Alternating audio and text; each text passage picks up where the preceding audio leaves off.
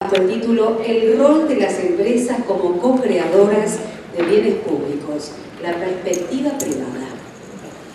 Para ello vamos a convocar al escenario a Pascual Fidelio, que es licenciado en Bioquímica Clínica y magíster en Formulación y Desarrollo de Estrategias Públicas y Privadas por la Universidad Nacional de Córdoba, director ejecutivo del Laboratorio de Hemoderivados de la UNC, docente e investigador. Es miembro fundador de la Red Nacional de Laboratorios Estatales Productores de Medicamentos y miembro activo de la Red Iberoamericana de Ciencia, Naturaleza y Turismo.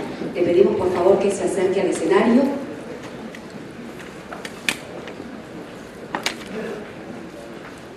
Invitamos también a Juan Carlos Lucio Godoy, que es contador, presidente del Consejo de Administración y gerente general CEO de Río Uruguay Seguros, cofundador y secretario económico financiero de la Universidad Nacional de Entre Ríos, intendente de la ciudad de Concepción del Uruguay, Entre Ríos, entre 1983 y 1987, diputado de la Nación por Entre Ríos entre 2003 y 2007, fue presidente de la Asociación Argentina de Cooperativas y Mutualidades de Seguros y representante argentino del seguro corporativo ante la Alianza Cooperativa Internacional.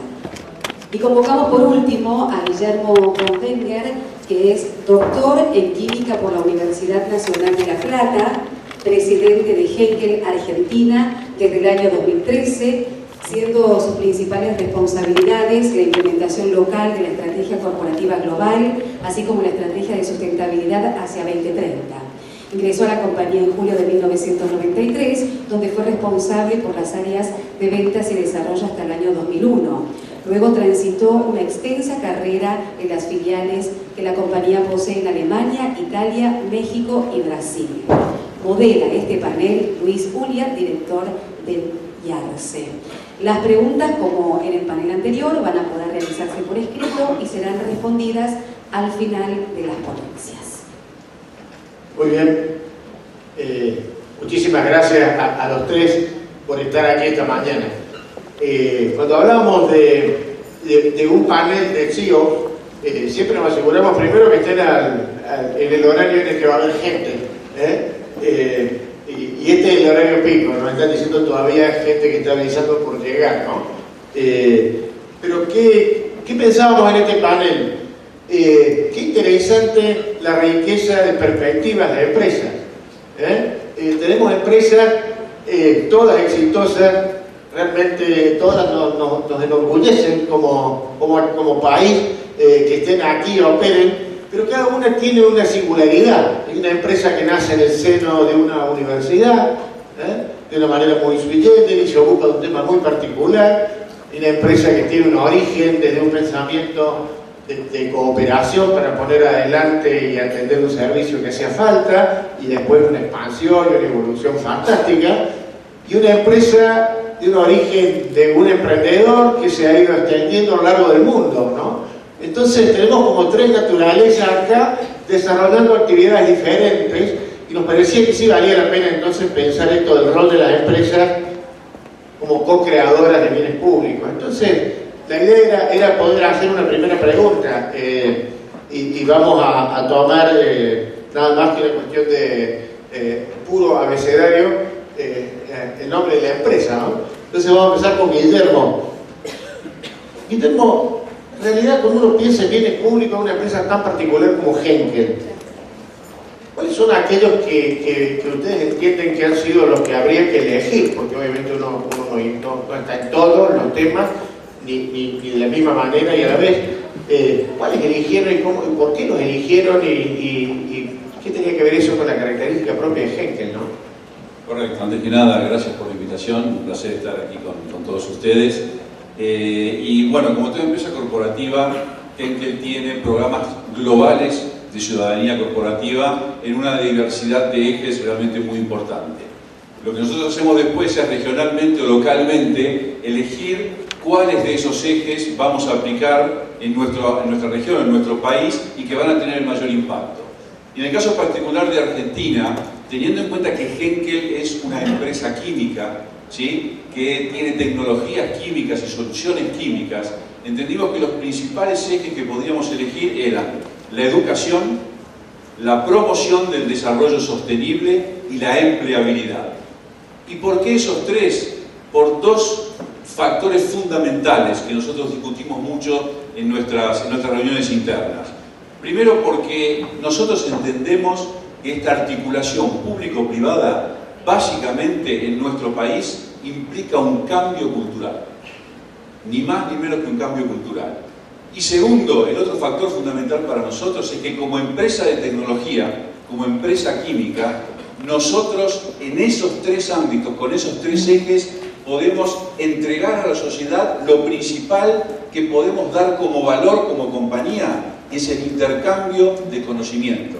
Nosotros lo que queremos hacer con las sociedades y las comunidades en las cuales actuamos es compartir absolutamente todo el conocimiento en pos de realmente entre todos tener una sociedad mejor a la que tenemos hoy. Y vamos a romper el orden abecedario para seguir en el que estamos sentados. Juan Carlos, ustedes arrancaron con esta cosa fantástica que es desde una comunidad pequeña, gente que se conoce y hoy se proyectan en una empresa que ha tenido un crecimiento y una expansión fantástica. Creo que un poco lo que decía Sabina, uno empieza pensando en lo urgente que debiera resolver una compañía de seguros cuando se pone en marcha, pero luego fueron ampliando eso, ¿no? ¿Cómo es la perspectiva por la que ustedes eligen intervenir en qué temas de bien público, además, como Río Uruguay Seguro? Buen día para todos. Como inicio necesario, ¿no? La verdad que nosotros nacimos como consecuencia de pensar en el bien público, porque desde que nació Río Uruguay, nace para satisfacer la necesidad de que tiene una comunidad que en este caso era que no se fueran los recursos de la región para que se pudiera reinvertir lo que se iba en la región. Esto es una perspectiva de desarrollo regional. El concepto de desarrollo, además, es omnicomprensivo. No es solamente crecer, es crecer dentro de un contexto de cambios estructurales, pero bueno, por eso es un pensamiento nuestro. Pero la Argentina para nada transita cambios estructurales. Yo los otros días leí a Adam Smith y dice Adam Smith en uno de sus, en el libro Teoría de la Riqueza, de Relaciones, en ese momento, en 1776, por cada gran rico que hay en Inglaterra, hay 500 pobres. Imagínate, eso no ha cambiado, porque estructuralmente el mundo está compuesto de esa manera y la Argentina también. Cuando vos preguntás una cosa como esa, y yo escuchaba a las chicas antes hablar sobre la articulación y la necesidad de participar y de complementar al Estado, digo, ¿y si no qué? El Estado, digo, ¿qué le estamos pidiendo al Fondo Monetario Internacional en este momento? El Estado se lo está pidiendo, no ustedes. Nosotros no le pedimos nada. Porque tiene insuficiencia presupuestaria. ¿Insuficiencia para qué tiene? Para llevar adelante las obligaciones del Estado. Entonces no puede dar educación de calidad, no puede dar salud de calidad, no puede dar rutas de calidad, no puede dar bien público de calidad. Entonces, sobre esa base que uno tiene que estar pensando siempre que hay ausencia del Estado inexorablemente, es casi una tautología, es una definición. Por eso es que tiene que participar la empresa, digo, en nuestra concepción, vinimos ya al mundo para complementar lo que no se hacía, para aportar lo que no se hacía, en la comunidad de negocio, con más razón para aportar lo que no hace el Estado. Y además a mí, esas cosas de la vida, yo fui el primer intendente de la democracia en mi pueblo, yo ni sabía que era la democracia, cuando yo fui el más joven de los intendentes, y ahí es donde uno lo hace tangible, digo, hoy día, ¿no? Con más razón, a esta altura de mi vida, desde lo privado y desde lo público. El Estado no alcanza, el Estado no puede. Y esto lo dice Smith como creador de la economía desde ese momento y se mantiene en el tiempo. Entonces yo lo veía a Chomsky recién y pensaba, yo digo, toda persona que lea Chomsky tiene que estar acá. Porque demuestra la falencia que tiene el sistema capitalista y la necesidad de corregir. Y nosotros, como vos decías, Luis, somos una empresa cooperativa. Y una empresa cooperativa tiene Y yo no quiero que nadie se moleste, por supuesto, con todo respeto. Pero tiene principios. Nuestro principio no es hacer dinero, hacer lucro inmediato. Nosotros tenemos 7 principios que tenemos que cumplimentar. Y además somos adherentes al Pacto Global de Naciones Unidas, que precisamente está en este baile, digamos, por los problemas que se dan. Y tiene 10 principios. Y dice Stephen Covey, un sociólogo americano, dice, hay que vivir la vida basada en principios. Si uno no tiene principios para vivir la vida, difícilmente pueda tener solidaridad, esto de tener ética, de pensar en el otro. Así que lo nuestro es filosófico. Es decir, nacimos un poco por decisión filosófica de un conjunto de dirigentes de mi pueblo que dijeron, tenemos que crear una empresa. Además, fíjate otra cosa, Luis. Cuando se crea Río Uruguay, la mayoría de la gente era rotaria. En aquella época los Rotary Club eran importantes, tenían plena vigencia, y gente de solidaridad. Y entonces discutieron, uno de los nietos de Urquiza, San Valiente, fue fundador de esta cooperativa de seguros, y discutieron si hacer una sociedad anónima o hacer una cooperativa. Y dijeron esto que decía Lili recién. Para lograr la confianza de la población, para lograr la adhesión y que la gente se asegure con nosotros, para que vea que somos parte de todo, tenemos que hacer una cooperativa. Así que, digo, la filosofía nos trajo a este lugar y desde el nacimiento tenemos un compromiso con la comunidad muy grande y redondeo con esto. Lo digo también un poco filosóficamente. No hay responsabilidad social hacia afuera si no hay responsabilidad social hacia adentro de la empresa. Es decir, el conjunto de los trabajadores de la empresa tiene que estar convencido que forma parte de un proyecto de empresa que está comprometido con la comunidad. ¿Pero por qué? Porque primero nos comprometemos con ellos. Esto dice Peter Drucker y en eso lo respeto tremendamente. Yo lo voy a presentar a Paco, pero como cordobés estoy tentado, y vos me la dejaste servir a Juan Carlos. Llega a haber un concurso de preguntas y respuestas y una señora llega a la final. Había $1.000.000 de premio y la pregunta es, señora, ¿cómo hacen el amor los leones? De la época en que ustedes fundaron la cooperativa, ¿verdad? Clubes de Leones. Y la señora dice, no sé porque mi marido es rotario. Con esto lo quiero presentar a mi amigo cordobés porque el laboratorio de hemoderivados es algo que queremos mucho. Y por ahí conocemos poco, Entonces, también la misma pregunta, Pascual, ¿no? ¿Cuáles son esas cosas que dieron origen a una organización tan particular, hoy operando como una empresa, que tiene que ver con esto de bienes públicos, bienes comunes, ¿no? Bueno, gracias Luis, gracias por invitarnos. Yo los voy a saludar con unos buenos días. Porque acá Luis también en su presentación habló de la tribu de los Ubuntu, ¿no? Que también hacía referencia Mandela. Cuando 2 integrantes de la tribu de los Ubuntu, que tiene varios miles de años, se encuentran, no se saludan, nosotros nos saludamos, hola, buen día, los italianos ciao, los americanos hello, ellos dicen, cuando se encuentran 2 se dicen Sabu Bona, que significa te veo, y el otro Ubuntu le dice Shikona, que significa estoy aquí. Entonces, ¿qué es lo que nos enseña esto? Yo le digo a ustedes Sabu Bona, ¿no? Y ustedes me tienen que decir Shikona. Yo soy porque ustedes están ahí. Eso es lo que se dicen estas personas ancestrales, de las cuales tenemos mucho que aprender. Entonces, si me ves y estás ahí es porque nos reconocemos el uno al otro. Con las organizaciones pasa lo mismo. No existen unas sin las otras, aunque nos cueste creerlo, porque le ponemos límites y alambrados. El laboratorio de hemoderivados empezó así, entendiendo que existía otro que estaba sufriendo.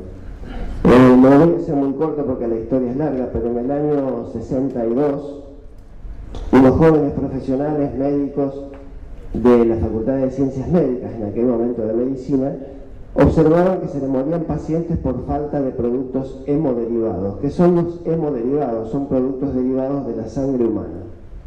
En Argentina no se producían y tampoco había mucho a nivel internacional. Entonces deciden hacer un proyecto para producir proteínas plasmáticas o hemoderivados en Argentina. Y en aquel momento medio que se alinearon los planetas, porque estaba este grupo de profesionales interesados, estaba la necesidad, y en ese momento gana en el 63 las elecciones don Arturo Humberto Ilia. Y estos fantásticos locos agarran un maletín de cuero, unos planos, y se van en moto a Cruz del Eje, a 100 kilómetros de Córdoba, donde vivía don Arturo, y golpean la puerta al presidente de la Nación electo y le dan un papelito que decía Universidad Nacional de Córdoba, producción de proteínas plasmáticas. El doctor Ilia a los 20 minutos los hace entrar y les dice, bueno, ¿qué es lo que quieren, muchachos? Y le explican, se nos muere gente, no tenemos hemoderivados, podríamos hacerlo acá. Discuten sobre el plan, el proyecto, y el doctor Ilia le dice, miren, uno de los primeros decretos que yo voy a firmar va a ser para crear la planta productora de proteínas plasmáticas, con dos condiciones. La primera es que la presidencia va a poner dinero y la universidad va a poner una parte equivalente para comprometerla. Y la segunda condición, y esto es innegociable, es que siempre dependa de la Universidad Nacional de Córdoba, para alejarla de los vaivenes políticos municipales, provinciales y nacionales. El 21 de mayo del año 64, el presidente Ilia firma el traspaso de fondos a la Universidad Nacional de Córdoba para la creación de la planta de proteínas plasmáticas. 10 años después de muchos fracasos, el fracaso es apenas la brecha que hay entre la realidad y la visión, así que no hay que asustarse con los fracasos. 10 años después se produce el primer producto, que es la alúmina. Y hoy, 50 y tantos años después, ya somos una organización que exportamos a 6 países, que tenemos convenios con 280 bancos de sangre de Argentina, Chile, Paraguay y Uruguay, y que recibimos donaciones de plasma, ¿sí?, de esos 700.000 donantes que en estos 4 países donan sangre y plasma, y por ese plasma que nos llega, que en un concepto anterior para nosotros era la materia prima, hoy cambiamos ese concepto y decimos la materia prima es la solidaridad del donante, nosotros le devolvemos producto o insumo. Es decir, hemos vuelto no, desde el año 70 y algo, al trueque. Gente que dona sangre o dona plasma, ese plasma viene a la planta, producimos medicamentos, calculamos los costos que nos sale traer ese plasma y le devolvemos productos o insumos. Así que, por medio de este trueque, de esta solidaridad, es que nosotros nos valemos de esa materia prima, lo transformamos, le agregamos valor a algo que de cualquier otra forma se tiraría. Somos los primeros recicladores de plasma, procesamos 140.000 kilos de plasma por año, que si no estuviéramos nosotros se iría por la cañería, porque tratarlo como un residuo patógeno sale como 6-7 dólares el kilo. Así que bueno, ese fue el inicio, y donde llegamos hoy a lo mejor lo contamos un poco más después en las otras preguntas, ¿no? Perfecto, bien interesante, ¿no? Estas cosas, cómo se va haciendo esta trama. Guillermo, si vos tuvieras que elegir las cosas que crees que te dan más orgullo, ¿no? Como Henkel, donde vos decís, en estas cosas concretas nosotros estamos creando bien público, ¿con cuáles te quedarías y nos contarías? Bien, son varias. Para citar algunos ejemplos, dentro de los 3 ejes que habíamos un poco mencionado, que elegimos para esta co-creación, esta fortaleza, este fortalecimiento que creemos que tiene que existir entre la parte privada y la parte pública, Si lo queremos ver desde el eje de educación, tenemos varios programas, uno de ellos es el de voluntariado corporativo, que es que simplemente empleados de Henkel o ex empleados de Henkel pueden acercar a la compañía programas relacionados con mejoras en escuelas, ¿sí? Es una de las cosas más antiguas que nosotros tenemos como programa aquí en Argentina. Esas mejoras en escuelas pueden ser reformas estructurales, cuestiones de equipamiento. Trabajamos mucho en algo que a mí realmente me interesa mucho porque lo practico en casa con mi hijo, que es crear en esas escuelas el rincón para leer. Conjuntamente con la Fundación Leer, independientemente que leer hoy sea digital o sea en papel, ¿sí? Entonces es muy importante eso para nosotros porque es algo que entendemos que después lo podemos trasladar a nuestra familia, o sea, no queda en la escuela, pero queremos ese rinconcito para seguir fomentando la lectura. Entonces tenemos un sinfín de ese tipo de proyectos. Tenemos otro programa que se llama Forscherwelt, que es una palabra típica alemana, ¿no? Muy larga y con muchas consonantes que uno tiene que practicar muchas veces para poder pronunciarla bien. Y ahí lo que hacemos realmente como empresa tecnológica es acercar de edad temprana. Trabajamos con chicos de 9 y 10 años en las escuelas de nuestras comunidades para acercar a los chicos a las ciencias. ¿Cuántas veces nosotros hemos escuchado que nos faltan ingenieros, nos faltan personas que estudien carreras duras para realmente despegar como desarrollo tecnológico del país y poder dejar de exportar simplemente commodities que los demás explotan, le dan valor afuera y después no lo vuelven a vender? Entonces, parte de lo que nosotros entendemos que es nuestra función como empresa tecnológica es despertar en los chicos, y es fantástico porque los chicos durante 2 horas juegan a ser científicos.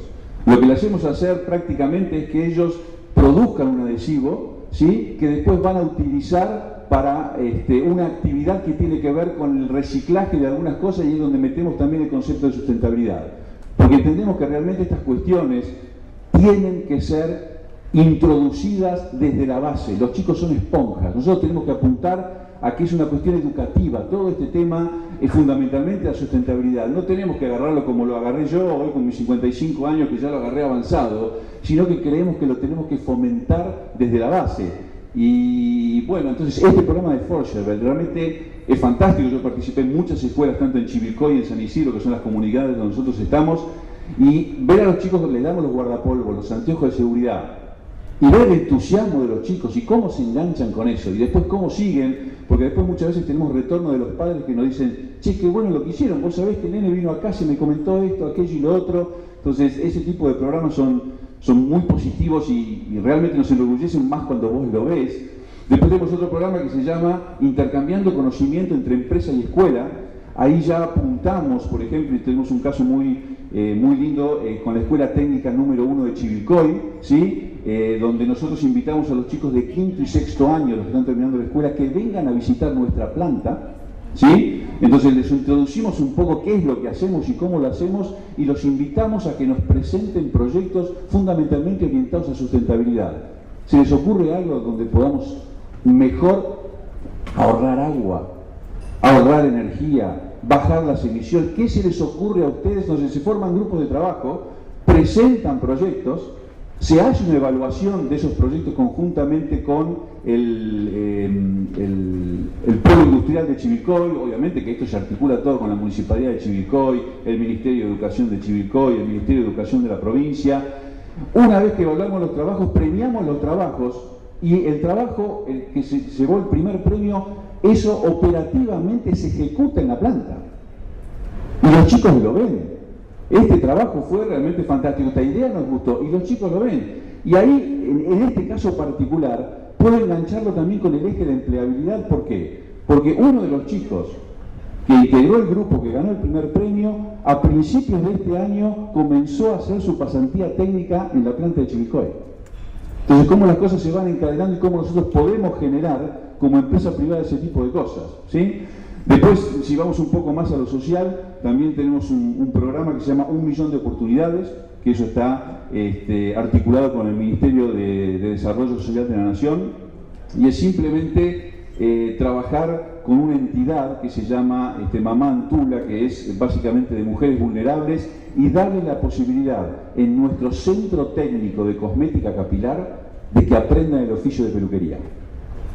Sí, y ese tipo de programas realmente, el entusiasmo de esas personas realmente para aprovechar esa oportunidad, porque nosotros muchas veces tenemos un montón de cosas y nos cuesta sentir el desarrollo de la oportunidad, el sentido ese de la oportunidad, decir, esto me lo quiero comer al 100%, y créanme que las mujeres en estado de vulnerabilidad, cómo aprovechan cada minuto y cada segundo de ese programa de aprender el oficio de la peluquería es fantástico.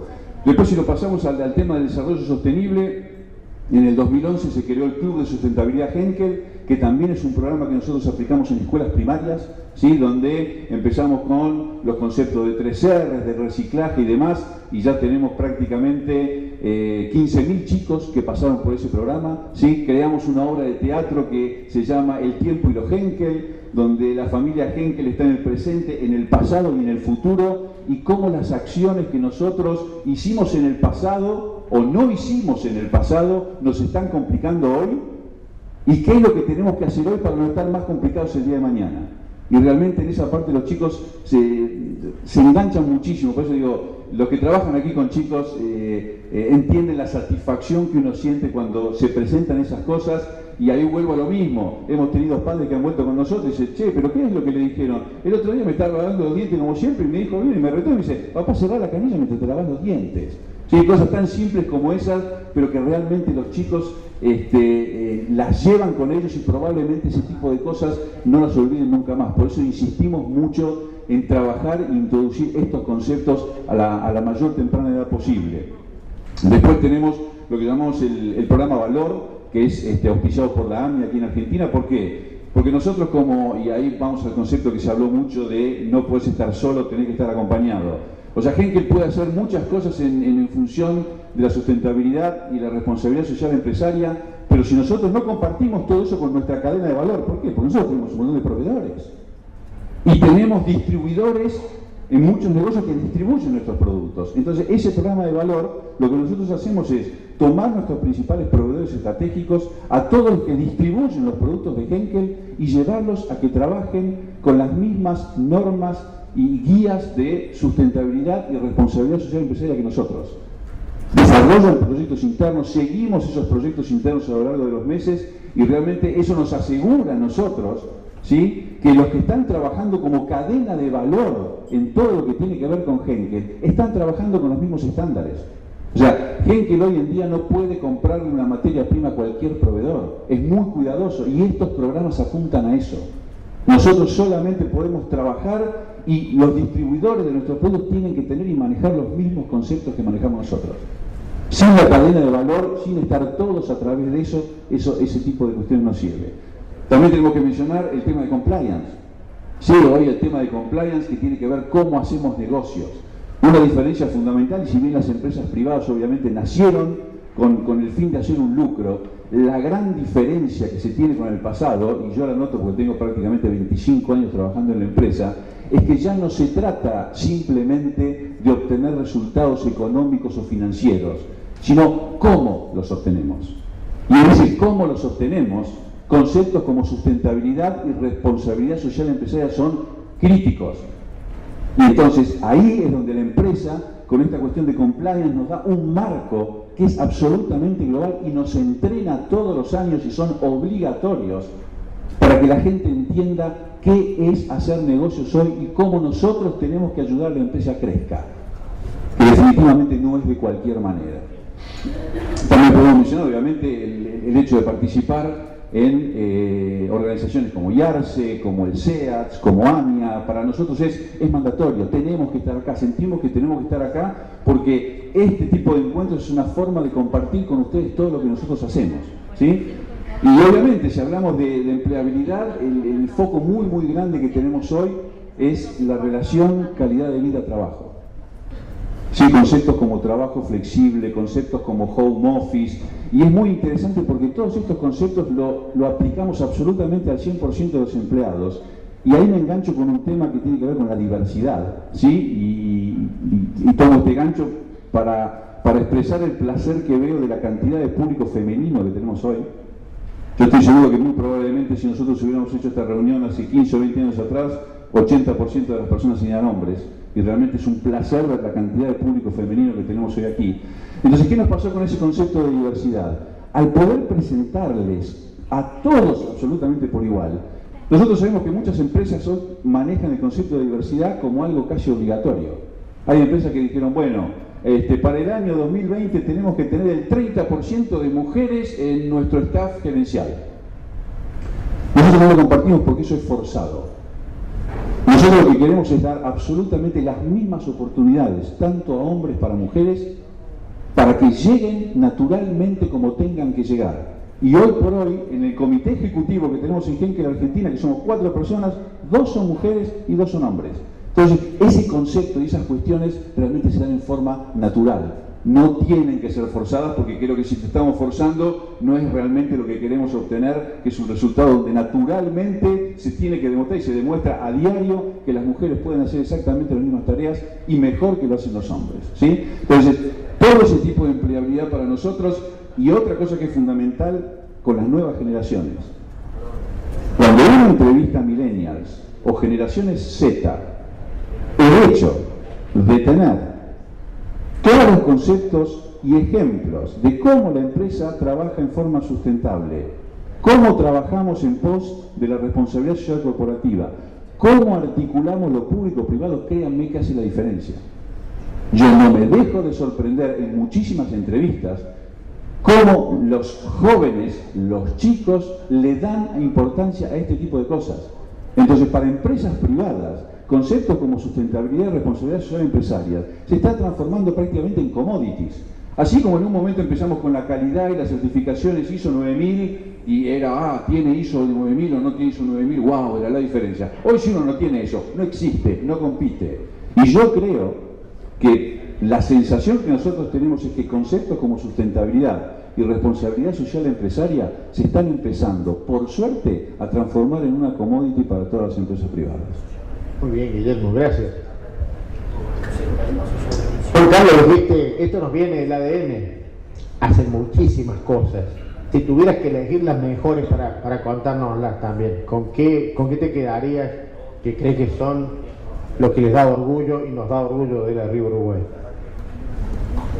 Bueno, en principio hacemos de todo porque somos de un pueblo chico y les digo la verdad, a veces golpean más la puerta de Río Uruguay que la puerta del municipio, porque saben que siempre atendemos a todos, somos parte de la comunidad en todos los aspectos, en lo deportivo, en lo cultural, así que es difícil esquivarle el bulto a alguna de las actividades o problemas de nuestro pueblo.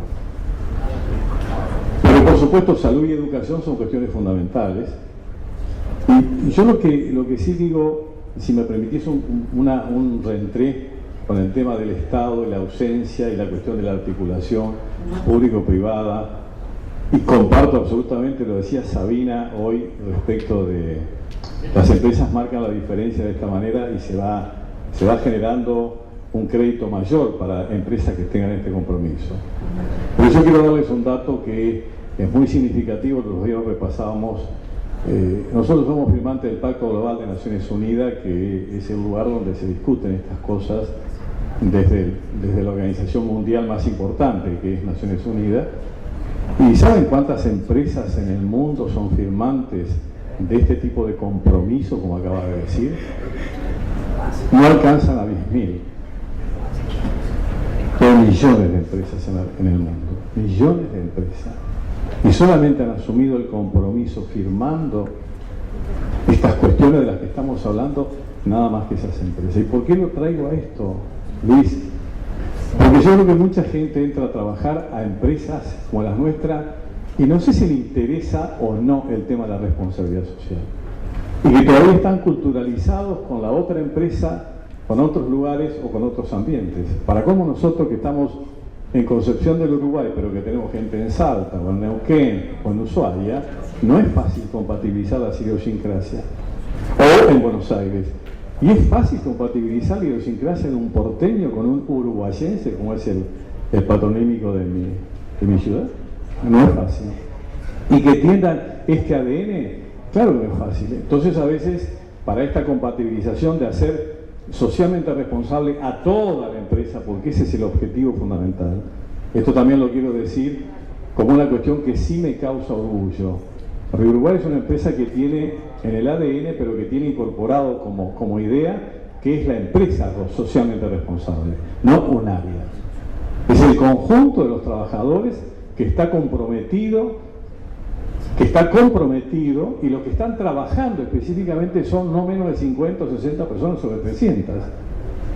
Y en el resto, eso es en nuestro pueblo, en el resto del país, en cada uno de los lugares hay alguien. Pero cuesta mucho culturalizar para este objetivo de la responsabilidad social en este mundo de nada más que 10.000 empresas que son firmantes. Y yo voy a contar uno o dos casos, nada más. Hay uno en particular que fíjate cómo interactúa todo acá, que es lo de la seguridad vial, que lo hicimos junto con CESPI, que es una organización que nuclea algunas empresas que se dedica a la seguridad vial, a la experimentación para la seguridad vial, y Río Uruguay, y el hospital y la educación de mi pueblo y el municipio de mi pueblo y la policía de la provincia. ¿Pero de dónde viene? Del director del hospital, que también es médico de nuestra empresa.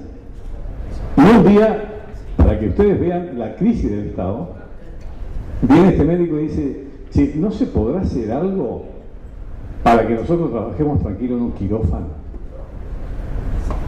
Y la pregunta no es fácil de entenderla. Pero cuando él desarrolla la idea y dice, cuando estamos por hacer una operación programada, aparece una quebradura de un tipo que se cayó en una moto o que se lastimó la cabeza cuando llevaba casco. Y entonces la salud se va al diablo, porque toda la programación que tiene el hospital público desaparece por la emergencia que permanentemente se da en la comunidad por falta de educación vial. ¿Quién estudió educación vial en la escuela? De manera curricular. No existe. Hacemos aporte distintas empresas en la Argentina, pero que vayamos. Yo me acuerdo que discutí en el Congreso Pedagógico del año 87 acerca de la cuestión es esta, y yo quería, como joven intendente de mi pueblo, que existiera una materia de educación vial. No lo logramos, y además después cambiaron las cosas. Entonces lo que logramos fue vertebrar con la Dirección Departamental de Escuelas, la Policía de la Provincia, el municipio, SEDE y nosotros, educar a la comunidad, y que dio un resultado importantísimo, porque hoy el hospital funciona mejor. Ha bajado la mortalidad y los accidentes en nuestro pueblo, nada más que por hacer esta movida. Ahora fíjense de dónde surge, del ámbito público. No surgió de nosotros surgió la continuidad particular. Esto lo doy como un ejemplo, y puedo decir que en el aspecto educativo también fuimos al ámbito provincial y local para que se eduque para la solidaridad, que eso es todo el cooperativismo, que tiene este principio que es fundamental y que hace pocos días estuvimos discutiendo en la Argentina, que casi la sancionan impositivamente de nuevo a determinado tipo de cooperativas cometiendo una equivocación. Desde la época del doctor Ilia, en el año 64, y el doctor Perete de vicepresidente, se habían eximido a las cooperativas y se había promovido, desde antes en realidad, pero se había promovido la educación cooperativa. Después desapareció un día. Educar para la solidaridad es una obligación. Nosotros estamos trabajando con los sectores de la educación provincial y local para que se pueda insertar también curricularmente este tipo de educación, que haría más responsable a todo, y esa cuestión de la ética, ¿no? Pensar en el otro, porque eso no es solamente amar, sino pensar integralmente en el otro. Y hay algo muy en particular que es la salud. Nosotros apoyamos muchísimo terminaría con un último tema que es educativo también, pero apoyamos muchísimo a un organismo que hay allá, que le hemos donado vehículos para que hagan rifas y tengan un buen desarrollo, y debe ser una de las organizaciones más importantes de la provincia y quizás de la Argentina. Allá se llama ALSEC, no es la ALSEC como la mayoría de los lugares, pero es un centro regional que viene de toda la Mesopotamia argentina, gente muy modesta, a curarse nada menos que de cáncer. Y esto ha sido algo impactante, ha sido algo transformador en mi comunidad, y la gente que conduce ese ámbito es realmente gente de la sociedad civil, ONG, que tiene un trabajo impresionante que es para copiarlo, ¿no? Y digo una cosa, y antes lo que quizás puede ser orgullo. Lo decía Liliana, me parece que, o Lili recién, respecto del foro que ellos tienen. Nosotros, desde nuestra organización empresaria, corporativa, cooperativa, que es Uruguay, generamos un foro de la sociedad civil. Nosotros preguntaba Silvina, ¿cuántos miembros, cuántas organizaciones componen ese foro? No lo hizo el Estado. Sí se hizo en el Estado, cuando a mí me tocó ser intendente, por esa necesidad del acople de las dos cosas, pero fíjense, por esto hay que tener necesidad de saber lo público cómo funciona. Después que terminó nuestro gobierno, el gobierno que vino dijo, esto lo hicieron los anteriores, entonces lo sacamos. Y esta es la política, señores, esa es la Argentina.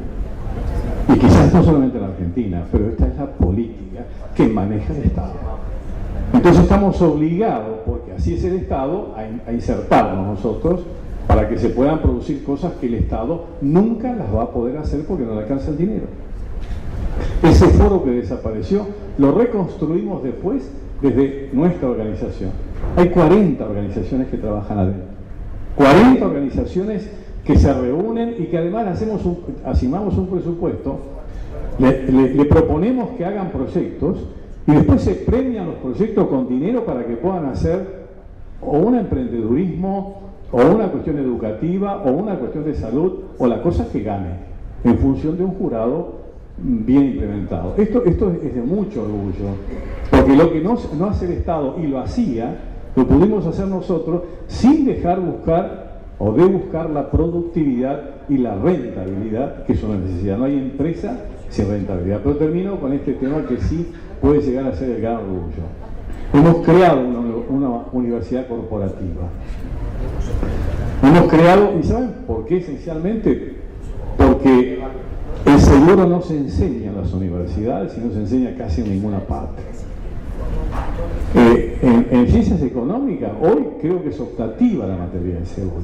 Y en derecho creo que también, al menos así me han dicho profesionales de las dos ramas. Nosotros tenemos que formar a los trabajadores del seguro adentro de la empresa. Y de a poco. Y el que va siniestro o el que va a tesorería y nunca se conecta con el otro y nunca aprende lo otro si no hay un sistema de rotación, que es muy difícil hacerlo por otra parte. Entonces, ¿cuál es la manera de educar y homogeneizar con un sentido de responsabilidad social trabajando hacia adentro? Es educando a todos por igual, formando escuelas dentro de esa universidad y con una currícula precisamente para cada escuela que vaya haciendo que cada una de las personas que trabajan conozca prácticamente lo mismo. Nosotros en pocos años más vamos a tener una homogeneidad del conocimiento, quizás, o conocimientos equivalentes, que van a hacer potenciar más todavía. Porque el principal capital que tiene una empresa es el capital humano. Puede tener mucha plata, pero muchísima plata. Pero si no hay un conjunto humano amalgamado y con estrategias de largo plazo y con este sentido de responsabilidad, no tiene destino ninguna empresa. Ninguna empresa. Entonces, el objetivo nuestro es completar de a poco ese conocimiento integrado para generar una empresa sustentable sobre la base del conocimiento, que es lo mejor que puede tener el ser humano. Interesante esto, ¿no? Porque una empresa que piensa, y estamos viendo ese proceso con el liderazgo de la Río Uruguay, de pensar en crear una universidad ¿no? Algo que es bien de los tiempos nuevos, gracias a Dios. Y vos ahora desde la universidad hacia el otro lado, ¿no? Ustedes tienen desafíos enormes en ese sector de la salud pública en particular. Si tuvieras que contarnos qué es lo que realmente les da orgullo, nos anticipaste algo, Pascual, pero realmente para todos nosotros, ¿no? ¿Qué es una empresa creada en la universidad creando bien público? Mira, la verdad que hay muchas cosas que nos dan orgullo. Uno tendría que sectorizar o achicar un poquito. Pero bueno, vamos por partes. El laboratorio de hemoderivados es autosustentable económica y financieramente. ¿Qué quiero decir con esto? Que nosotros no recibimos ni subsidios, salvo ocasionalmente para comprar algún equipo, no recibimos dinero de la universidad. Es decir, nosotros con nuestro trabajo, con nuestra transparencia, con nuestra competitividad, etcétera, etcétera, todo lo que acá el mundo sabe, generamos nuestros propios recursos, logramos poner en el mercado un producto de calidad comparable a uno multinacional, a un precio social de mercado, una pequeña rentabilidad que es reinvertida en el laboratorio. Nosotros nos pagamos los sueldos, la luz, los teléfonos, los insumos, todo lo pagamos con esta gestión eficiente de los recursos. Esto también tiene que ver con un concepto de que todo lo que hace el Estado es malo, de que todo lo que hace el Estado va a pérdida, de que todo lo que hace el Estado lo sostenemos con los impuestos. Bueno, no siempre es así. Así que estamos orgullosos que desde el año 2002 100% de las inversiones, los gastos corrientes, etcétera, es autofinanciado. Estamos orgullosos porque, digamos, cuando una empresa produce algo, uno, cuando lo quiere poner a consideración del resto, habla de las ventajas, las bondades, el qué. Yo podría hablarles de que nuestros productos son estratégicos, que se usan para tratamientos como cáncer, HIV, lupus, inmunodeficiencia, y a lo mejor estaría hablando en chino para un montón de gente, y se va de acá y dice, bueno, sí, no me acuerdo para qué se usa, pero sé que es bueno. Podría hablar del qué. Podríamos estar orgullosos del cómo lo hacemos, ¿sí? Cumpliendo toda la normativa del Ministerio de Salud, cumpliendo farmacopea argentina, europea, norteamericana, con calidad. Somos inspeccionados habitualmente por la autoridad sanitaria, pero estamos orgullosos del por qué lo hacemos. Sabemos qué hacemos, sabemos cómo lo hacemos, pero estamos orgullosos del por qué. Lo hacemos porque hay gente que sufre si nosotros no estamos. Llegar a una población con enfermedades muchas veces terminales, muchas veces genéticas, como la hemofilia, con un producto de manera oportuna, con un producto de calidad y con un producto de un precio justo, nos llena de orgullo. Pero eso no es todo, porque Juan hablaba de principios. Al ser una empresa universitaria, quiero decirles que de millones de empresas que hay en el mundo, solamente hay 80 que producen hemoderivados, en todo el mundo. De esas 80 debe haber algunas 20 o menos que tienen alguna relación con el Estado, que son del Estado, como alguna de Francia, alguna de Australia, etc. Pero hay una sola que depende de una universidad, que es la nuestra. En América Latina hay 3 empresas o organizaciones, como nosotros nos gusta llamarnos, que hacen hemoderivados: Cuba, Venezuela y Argentina. Lamentablemente Cuba, por su bloqueo histórico, está un poquito atrasada tecnológicamente, pero abastece a su población de hemoderivados. Venezuela, que se crea a instancias de capital humano, como decía Juan, de hemoderivados de Córdoba, fue toda una transferencia. Hoy, por problemas de público conocimiento, está prácticamente cerrada. Y la nuestra, que es la más grande y la más moderna de América Latina. Pero cuando nosotros asumimos esta gestión, a mí y al director que vendrá o a la directora que vendrá lo nombra el rector de la Universidad de Córdoba. Yo asumí en agosto del 2016 y apenas iniciamos la gestión dijimos, nos vamos a manejar con 5 principios. Y retomo lo que decía Juan. 5 principios elementales, básicos, que se pueden usar en la familia, se pueden usar en la microempresa, en la mediana empresa, y los nombro porque son muy cortitos. El primer principio es: las ideas no tienen jerarquía. El jardinero, el que lava el camión, el director de un área, el jefe de departamento, el cocinero puede tener una idea. Si esa idea está de acuerdo a la visión, la misión y nuestros valores y la podemos llevar adelante y es útil, venga, no hay problema. El segundo principio es: cuídate a vos mismo. Es una empresa de riesgo, ¿no? Contaminación, estás en contacto con un medicamento biológico, estás en contacto con hueso humano, estás en contacto con plasma. cuidarte a vos mismo. Para ejercer una determinada función, tenés que conocer esa función para poder cuidarte. Cuidar al otro. Y esto no hemos hablado con Luis, esto se está enterando él, ¿no? Porque tiene que ver con la presentación y con lo que se ha hablado acá. El tercer principio es cuidar al otro, porque vos vas a ser y sos el otro, ahora y siempre. El otro tiene un problema, está trabajando mal, chocó el auto, se enfermó su pareja, su hijo, lo podés reemplazar, le podés dar una mano, cuida al otro, porque el otro somos todos también.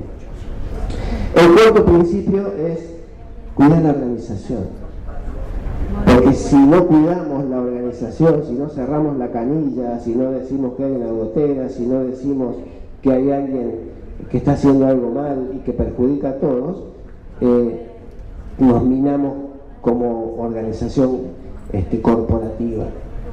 Y el quinto principio es tratar de refutar a Dr. House, ¿no? Tratemos de no mentirnos.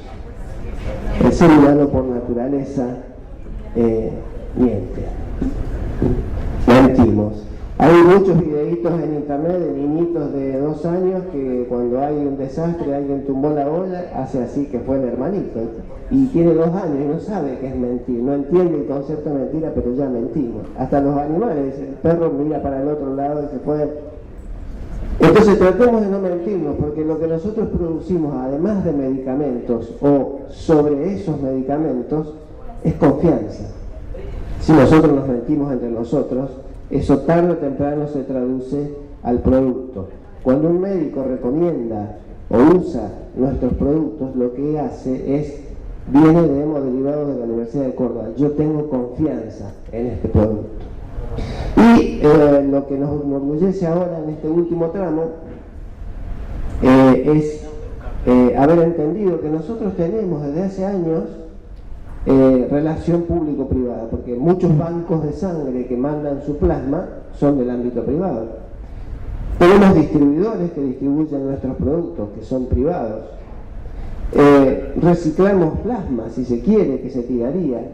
Tenemos impacto social porque nuestros precios son los más bajos del mercado, porque tenemos un programa de donación de medicamentos para personas carenciadas, porque tenemos un programa de donación de factor 8 antihemofílico para uso profiláctico para niños de 0 a 18 años. Pero nos enorgullece que en esta gestión lo que estamos haciendo es tratar de crear cultura. Y esta es una opinión personal, a lo mejor a alguno no le gusta, pero los CEO, los directores, los gerentes están para mostrar resultados. Sí, es cierto, como decíamos acá, si no tenés un margen, un lucro, la empresa tarde o temprano se cae. Pero si los gerentes, los CEO, los directores no somos capaces de crear cultura, de potenciar esa cultura, y bueno, vamos a ser comidos por el Excel. Y en esa creación de cultura lo que hicimos hace un año es crear el Departamento de Responsabilidad Social Organizacional, que está a cargo de Caro Mayen, que está acá conmigo, y bueno, empezar a tomar en serio todo lo que veníamos haciendo y encontrarnos en los objetivos del ODS. Y fuimos, hablamos a rectorado e ingresamos al Pacto Global, felizmente nos aceptó, y esa creación de cultura es quizá el único legado que uno puede tener. A lo mejor va a decir, bueno, hizo tal edificio, se hizo un producto más, pero si cambiaste la cultura, trabajás a largo plazo.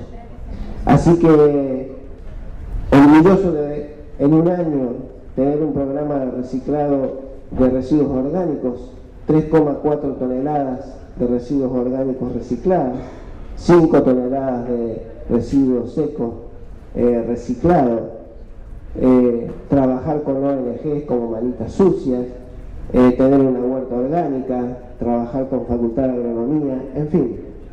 Por eso te digo, si pudiéramos estar orgullosos, estaríamos orgullosos de un montón de cosas, pero el porqué es central en nuestra organización y orgullosos de crear cultura. Buenísimo. La verdad es que el orgulloso de haber sido nada más que el preguntón soy yo. La verdad para mí ha sido un gusto agradecerles el entusiasmo, ¿no? Los griegos decían que entusiasmos es con los dioses adentro. Y qué bueno en esto de la cultura de la organización. Yo lo voy a decir en cordobés porque en inglés va a salir en cordobés de todas maneras. Pero los ingleses dicen the tone at the top.